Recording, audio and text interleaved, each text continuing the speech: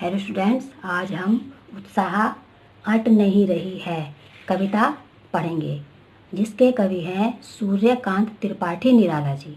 कविता पढ़ने से पहले हम कवि के बारे में जानेंगे।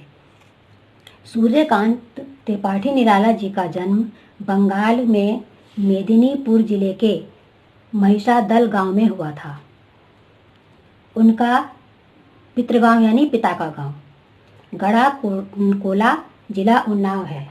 इनकी विधिवत शिक्षा स्कूल शिक्षा विधिवत यानी स्कूल की जो शिक्षा थी 9वीं कक्षा तक हुई थी। पत्नी की प्रेरणा से ही इनकी साहित्य और संगीत में रुचि पैदा हुई। उनका जीवन दुखों और संघर्ष से भरा हुआ था। उनकी रचनाओं में प्रकृति का विराट तथा उदात्त चित्र, विद्रोह, क्रांति, प्रेम की तरलता तथा दार्शनिकता देखने को मिलती है। इन्होंने सबसे पहले मुक्तक छंद का प्रयोग किया। एक ओर इनकी कविताओं में शोषित, उपेक्षित, पीड़ित और प्रताड़ित लोगों के प्रति गहरी सहानुभूति का भाव मिलता है, वहीं शोषक वर्ग और सत्ता के प्रति आक्रोश का भाव भी देखने को मिलता है। इनकी मृत्यु 1961 में हुई। इनकी प्रमुख रचनाएं हैं परिमल, गीतिका, अनामिका, तुलसीदास, कुकुरमुत्ता, अणिमा, नए पत्ते, बेला, अर्चना, आराधना, गीत कुंज इत्यादि। इनका संपूर्ण साहित्य निराला रत्नावली के 8 खंडों में प्रकाशित हुआ है। अब है आपकी कविता उत्साह अट नहीं रही है। कविता उत्साह अट नहीं रही है, इसमें 2 शीर्षक है, उत्साह और अट नहीं रही है। इसके कवि हैं सूर्यकांत त्रिपाठी निराला। पहले हम पढ़ेंगे उत्साह शीर्षक की। बादल गरजो घेर घेर घोर गगन धाराधर ओ। प्रस्तुत कविता में कवि ने बादलों का आह्वान किया, यानी बादलों को उन्होंने पुकारा है। कवि ने बादल के अनेक रूप यहाँ पर प्रस्तुत किए हैं। कभी उसके झूमने और कोमलता का चित्रण किया है, तो कभी उन्होंने घनघोर गर्जन का। वास्तव में कवि बादलों से लोक मंगलकारी रूप धारण करने की प्रार्थना करता है। कवि बादलों को संबोधित करते हुए कहता है कि हे बादलों, घनघोर गर्जना कर, घोर में घनघोर, गगन आकाश, धाराधर बादल होते हैं, कि तुम घनघोर गर्जना कर सारे आकाश को भर दो, अर्थात गगन का, आकाश का कोई भी कोना कठोर गर्जना से अछूता न रह जाए, यानी पूरे आकाश में तुम अपनी गर्जना को विस्तार से फैला दो। गर्जना करते हुए पृथ्वी पर जल बरसाओ। आकाश में फैले हुए बादल अपनी कोमलता के कारण सुंदर और बहुत ही कोमल हैं। ललित ललित काले घुंघराले बाल कल्पना के से पाले।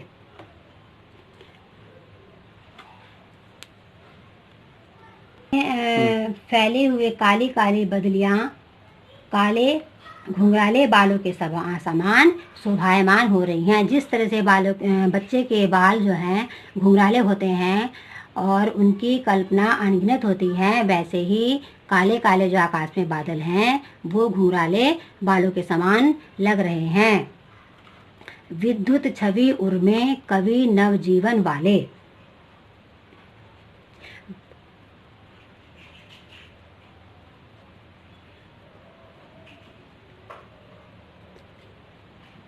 बादलों के बीच में, उर्माने हृदय, बादलों के बीच में चमकती हुई बिजली देखकर कवि को ऐसा लगता है कि जैसे बादलों ने अपने हृदय में, उर्मे यानी अपने हृदय में, बिजली की छवि को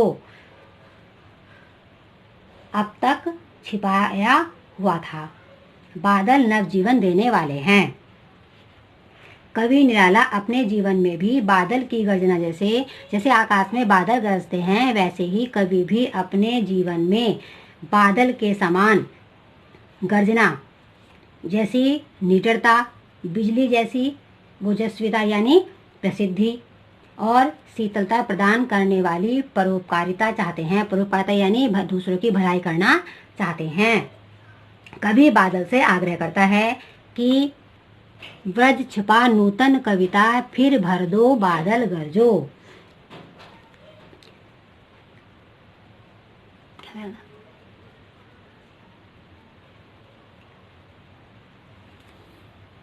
कि अपनी ब्रज जैसी कठोरता, कि जिस तरह से ब्रज में कठोरतापन होती है, वज्र में कठोरता होती है, उसी तरह नूतन माने नया, कविता फिर भर दो, और तुम कठोरता भरकर एक नई कविता से आकाश के जीवन को भर दो।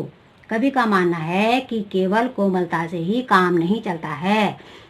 बादलों की भांति वे भी रोज नई नई कविताएं कहने के लिए मचल रहे हैं। जिस तरह से बादल जो हैं आकाश में घनघोर घटा लेकर आते हैं और वर्षा करने के लिए मचलते हैं, वैसे ही कवि भी नई कविता लिखने के लिए मचल रहा है। अर्थात ये जब 1947 में हमारा देश से पहले की बात है, जब आज़ाद नहीं हुआ था, तो उस समय हमारे जो देश के नौजवान थे वो हताश हो गए थे और निराश हो गए थे। तो कवि जो है बादलों के माध्यम से अपनी कविताएं नई लिख करके, जिस तरह से लिख करके वो उनमें नई चेतना भर देना चाहता है।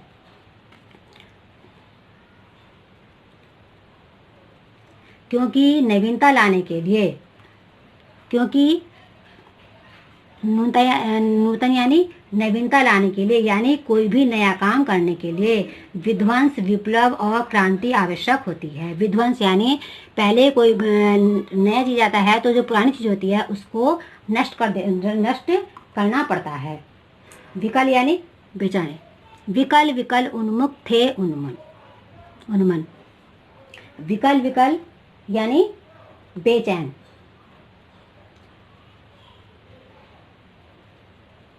उन्मन होता है अनमना यानी उदासी। थे उन्मन, बादल बरसने के लिए व्याकुल थे, अनमने थे।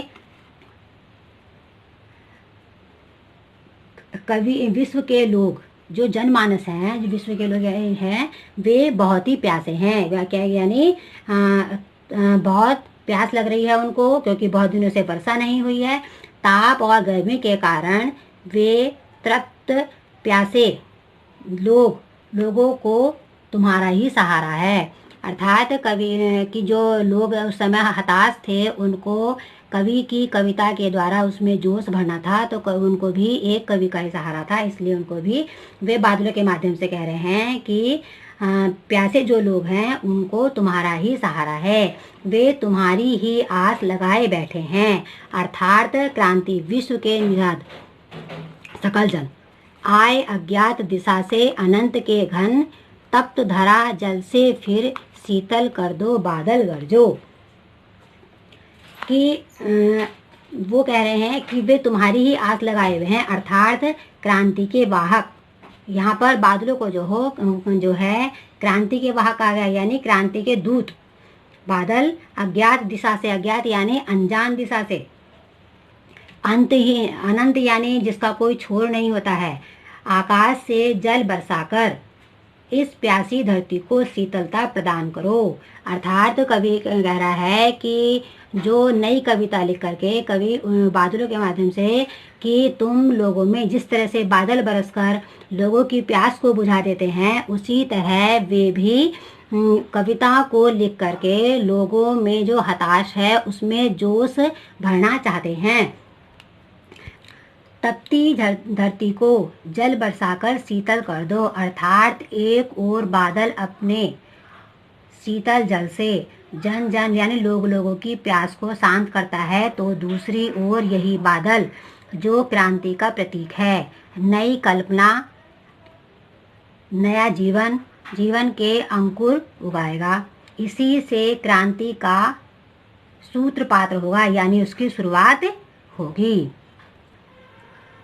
मैंने कविता में आपको बताया था कि इस कविता में 2 शीर्षक हैं, उत्साह और अट नहीं रही है। उत्साह को हम पढ़ चुके हैं। अब है आपका शीर्षक अट नहीं रही है। अट यानी समाना समा नहीं रही है, अट नहीं रही है, आभा फागुन की तन सट नहीं रही है। आभा सुंदरता, फागुन यानी फागुन का महीना होता है।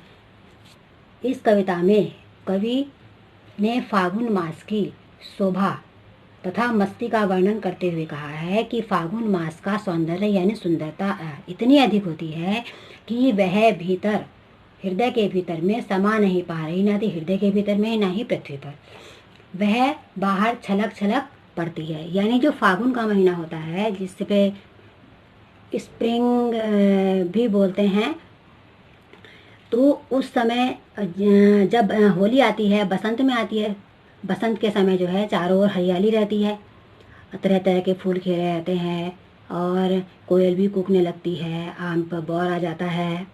तो और पूरी प्रकृति जो है मन को बहुत ही भाती है। जहाँ भी देखो, जिधर भी निकल जाओ, किसी प्रकृति में आपको हमेशा अच्छी अच्छी मीठी मीठी खुशबू आती है, सुगंध आती है। तो कवि ने इसमें उसी का वर्णन किया है। अट नहीं रही है कि फागुन मास की सुंदरता का कवि मानवीकरण करते हुए कहते हैं कि फागुन मास की शोभा बहुत ही व्यापक, सर्वव्यापक है, यानी बहुत ही फैली हुई है, बहुत ही विस्तृत है। वह प्रकृति और तन मन में, यानी नेचर में भी और प्रत्येक व्यक्ति के तन मन में भी समा नहीं रही है। सट नहीं रही, सट यानी समाना, सट नहीं रही है। कहीं सांस लेते हो, घर घर भर देते हो, उड़ने को नभ में तुम पर पर कर देते हो।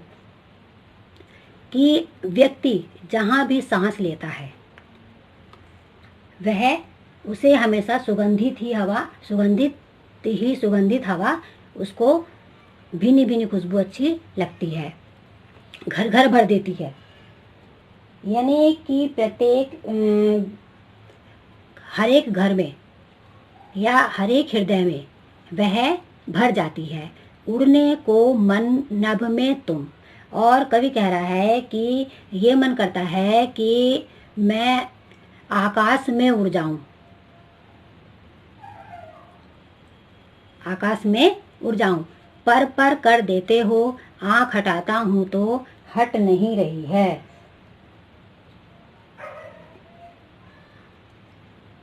पर यानी प्रत्येक जगह पर, और जहाँ भी वो देखता है उसको हरियाली हरियाली दिखाई देती है, फूल खिले खिले फूल दिखाई देते हैं।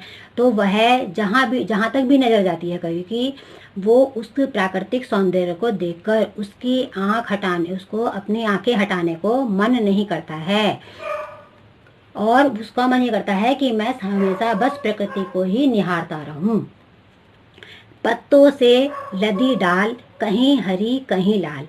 कवि आगे कहता है कि फागुन के महीने में, यानी फरवरी मार्च में महीना आता है, तो फागुन, उसमें पत्तों पर लदी हुई, वहाँ पर जो पेड़ पौधे होते हैं उसमें पत्ते होते हैं, उनकी जो डालियाँ होती हैं वो लदी होती हैं फलों से, फूलों से, कहीं हरी कहीं लाल।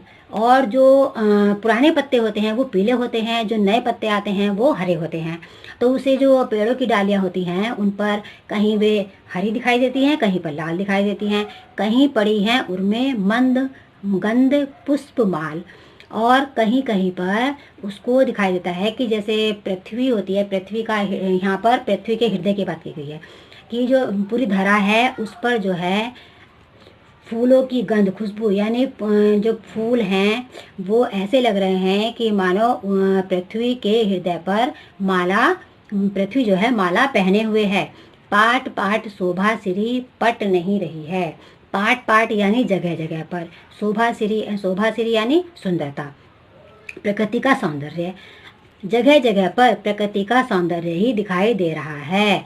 पट नहीं रही है, पट यानी समा नहीं रही है, वह उसकी सुंदरता, फागुन मास की सुंदरता जो है समाई जा रही है, अर्थात संभाले नहीं संभल रही है, अट नहीं रही है। कवि की जो है दृष्टि वहाँ से प्राकृतिक सौंदर्य से हट नहीं रही है।